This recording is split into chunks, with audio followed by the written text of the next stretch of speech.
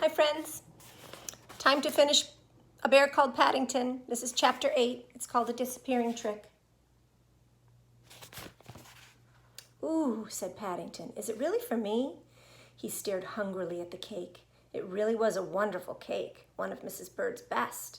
It was covered with sugar icing and it had cream and marmalade filling. On the top there was one candle and the words, "To Paddington, with best wishes for a happy birthday from everyone." It had been Mrs. Bird's idea to have a birthday party. Paddington had been with them for 2 months. No one, not even Paddington, knew quite how old he was, so they decided to start again and call him 1. Paddington thought this was a good idea, especially when he was told that the bears had 2 birthdays every year, one in the summer and one in the winter. "Just like the Queen," said Mrs. Bird. "So you ought to consider yourself very important." Paddington did. In fact, he went round to Mr. Gruber straight away and told him the good news. Mr. Gruber looked impressed and was pleased when Paddington invited him to the party. "It's not often anyone invites me out, Mr. Brown. I don't know when I went out last. I shall look forward to it very much indeed." He didn't say any more at the time, but the next morning a van drew up outside the Browns' house and delivered a mysterious-looking parcel from all the shopkeepers in the Portobello market. "Aren't you a lucky bear?" exclaimed Mrs. Brown when they opened the parcel and saw what was inside. It was a nice new shopping basket on wheels with a bell on the side that Paddington could ring to let people know he was coming. Paddington scratched his head. "It's a job to know what to do first," he said as he carefully placed the basket with the other presents. "I shall have a lot of thank you letters to write." "Perhaps you'd better leave them until tomorrow," said Mrs. Brown hastily. Whenever Paddington wrote any letters, he generally managed to get more ink on himself than on the paper, and he was looking so unusually smart, having had a bath the night before, that it seemed a pity to spoil it. Paddington looked disappointed. He liked writing letters. "Perhaps I can help Mrs. Bird in the kitchen." "I'm glad to say," said Mrs. Bird as she emerged from the kitchen, "that I've just finished, but you can lick the spoon if you like." She had bitter memories of other occasions when Paddington had helped in the kitchen, but not too much, or you won't have room for this. It was then that Paddington saw his cake for the first time. His eyes, usually large and round, became so much larger and rounder that even Mrs. Bird blushed with pride. "Special occasions demand special things," she said, and hurried off in her direction of the dining room. Paddington spent the rest of the day being hurried from one part of the house to another as preparations were made for his party. Mrs. Brown was busy tidying up. Mrs. Bird was busy in the kitchen. Jonathan and Judy were busy with the decorations. Everyone had a job except for Paddington. "I thought it was supposed to be my birthday," he grumbled as he was sent packing into the drawing room for the 5th time after upsetting a box of marbles over the kitchen floor. "So it is, dear," said a flustered Mrs. Brown, "but your time comes later." She was beginning to regret telling him that bears had 2 birthdays every year, for already he was worrying about when the next one was due. "Now just you watch out for the window for the postman," she said, lifting him up on the window sill. But Paddington didn't seem very keen on this. "Or else practice doing some of your conjuring tricks, ready for this evening." Among Paddington's many presents was a conjuring outfit for Mr. and Mrs. Brown. It was a very expensive one from Barkridge's. It had a special magic table, a large mystery box, which made things disappear if you followed the instructions properly, a magic wand, and several packs of cards. Paddington emptied them all over the floor and settled down in the middle to read the book of instructions. He sat there for a long time studying the pictures and diagrams and reading everything twice to make sure. Every now and then he absent-mindedly dipped a paw into his marmalade pot, and then remembering it was his birthday and that there was a big tea to come, he reached up and stood the jar on the magic table before returning to his studies. The first chapter was called Spells. It showed how to wave the magic wand in the correct way and say, "Abracadabra." Paddington stood up, clutching the book in one paw, and waved the wand several times through the air. He also tried saying, "Abracadabra." He looked around. Nothing seemed to have changed, and he was just about to try again when his eyes nearly popped out of his head. The jar of marmalade, which he'd placed on the magic table only a few minutes before, had disappeared. He searched hurriedly through the book. There was nothing about making marmalade disappear. Worse still, there was nothing about making it come back again either. Paddington decided it must be a very powerful spell to make a whole pot vanish into thin air. He was about to rush outside and tell the others when he thought better of it. It might be a good trick to do in the evening, especially if he could persuade Mrs. Bird to give him another jar. He went out into the kitchen and waved his wand a few times in Mrs. Bird's direction just to make sure. "I'll give you abracadabra," said Mrs. Bird, pushing him out again. "And be careful with that stick or you'll have someone's eye out." Paddington returned to the drawing room and tried saying his spell backwards. Nothing happened, so he started reading the next chapter of the instruction book, which was called The Mystery of the Disappearing Egg. "I shouldn't have thought you needed any book to tell you that," said Mrs. Bird at lunchtime as Paddington told them all about it. "The way you gobble your food is nobody's business." "Well," said Mr. Brown, "so long as you don't try sawing anyone in half this evening, I don't mind." "I was only joking," he added hurriedly as Paddington turned an inquiring gaze on him. Nevertheless, as soon as lunch was over, Mr. Brown hurried down the garden and locked up his tools. With Paddington, there was no sense in taking any chances. As it happened, he had no cause to worry, for Paddington had far too many things on his mind, what with one thing and another. The whole family there for tea, as well as Mr. Gruber. Several other people came along too, including the Browns' next-door neighbor, Mr. Curry. The last named was a most unwelcome visitor. "Just because there's a free tea," said Mrs. Bird. "I think it's disgusting taking the crumbs off a young bear's plate like that. He's not even been invited." "He'll have to look slippy if he gets any crumbs off Paddington's plate," said Mr. Brown. "All the same, it is a bit thick after all the things he's said in the past, and not even bothering to wish him many happy returns." Mr. Curry had a reputation in the neighborhood for meanness and for poking his nose into other people's business. He was also very bad-tempered and was always complaining about the least little thing which met with his disapproval. In the past, that had often included Paddington, which was why the Browns had not invited him to the party.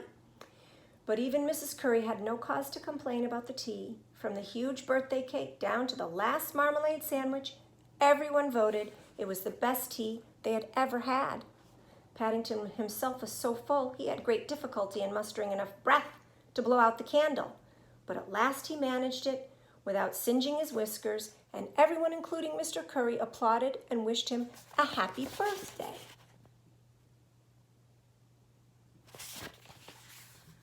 "And now," said Mr. Brown, when the noise had died down, "if you'll all move your seats back, I think Paddington has a surprise for us."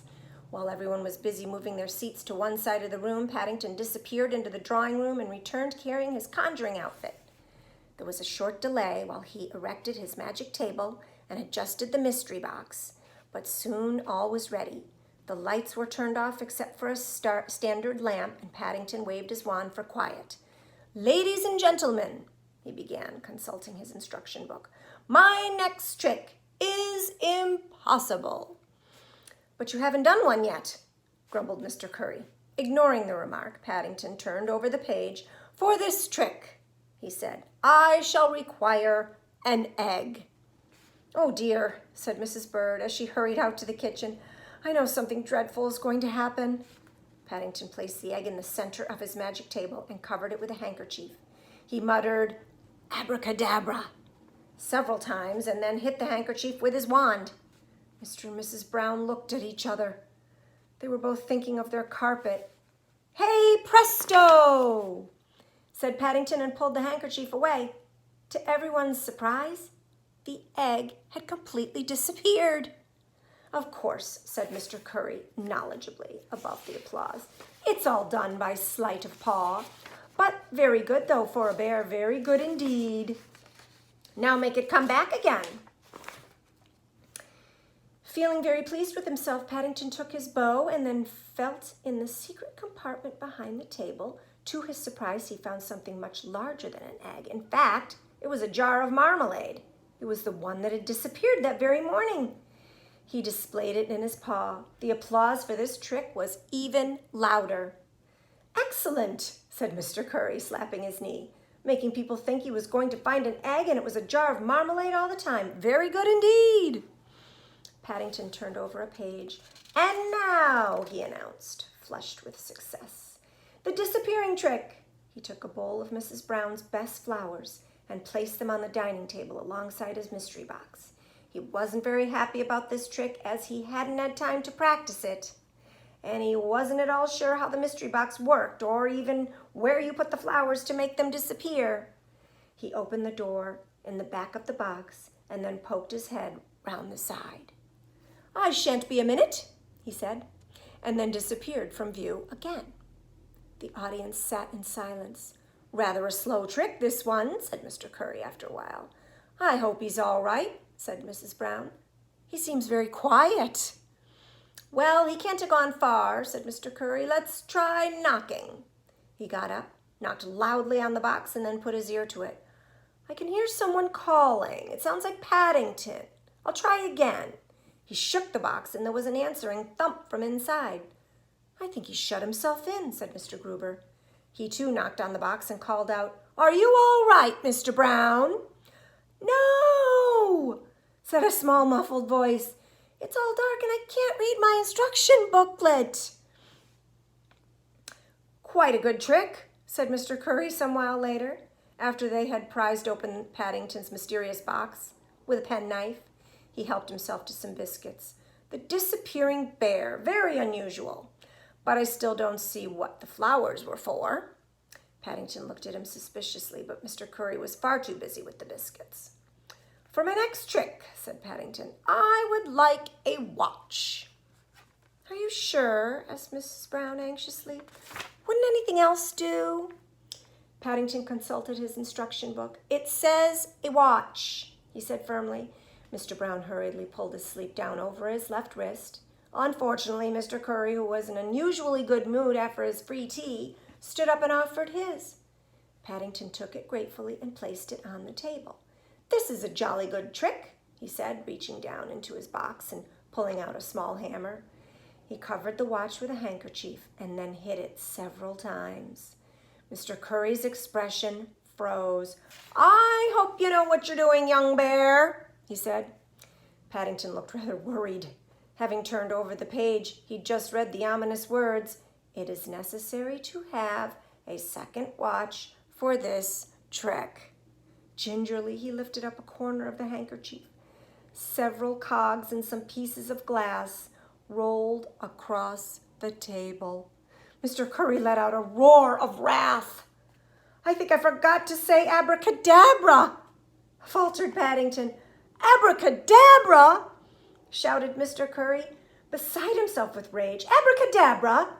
He held up the remains of his watch. 20 years I've had this watch, and now look at it. This will cost someone a pretty penny." Mr. Gruber took out an eyeglass and examined the watch carefully. "Nonsense. It's one you bought from me for 5 shillings 6 months ago. You ought to be ashamed of yourself telling lies in front of a young bear." "Rubbish," spluttered Mr. Curry. He sat down heavily on Paddington's chair. "Rubbish. I'll give you—" His voice trailed away and a peculiar expression came over his face. "I'm sitting on something. Something wet and sticky." "Oh dear," said Paddington. "I expect it's my disappearing egg. It must have reappeared." Mr. Curry grew purple in the face. "I've never been so insulted in my life. Never." He turned at the door and waved an accusing finger at the company. "It's the last time I shall ever come to one of your birthday parties." "Henry," said Mrs. Brown as the door closed behind Mr. Curry, "you really oughtn't to laugh." Mr. Brown tried hard to keep a straight face. "It's no good," he said, bursting out. "I can't help it." "Did you see his face when all the cogs rolled out?" said Mr. Gruber, his face wet with tears. "All the same," said Mr. Brown, when the laughter had died down. "Excuse me. I think perhaps you ought to try something a little less dangerous next time, Paddington." "How about that card trick you were telling me about, Mr. Brown?" asked Mr. Gruber. "The one where you tear up a card and make it come out of someone's ear?" "Yes, that sounds like a nice, quiet one," said Mrs. Brown. "Let's see that." "You wouldn't like another disappearing trick?" said Paddington, hopefully. "Quite sure, dear," said Mrs. Brown. "Well," said Paddington, rummaging in his box, It's not very easy doing card tricks when you've only got paws, but I don't mind trying. He offered a pack of cards to Mr. Gruber, who solemnly took one from the middle and then memorized it before replacing the card. Paddington waved his wand over the pack several times and then withdrew a card. He held up the 7 of spades. Was this it? Mr. Gruber polished his glasses and stared. You know, I do believe it was. I bet all the cards are the same, whispered Mr. Brown to his wife. Shh, said Mrs. Brown. I thought he did it very well. This is the difficult bit, said Paddington, tearing it up. I'm not very sure about this part. He put the pieces under his handkerchief and tapped them several times with the wand. Oh, said Mr. Gruber, rubbing the side of his head. I felt something go pop in my ear just then. Something cold and hard. He felt in his ear. Why, I do believe. He held up a shining round object to the audience.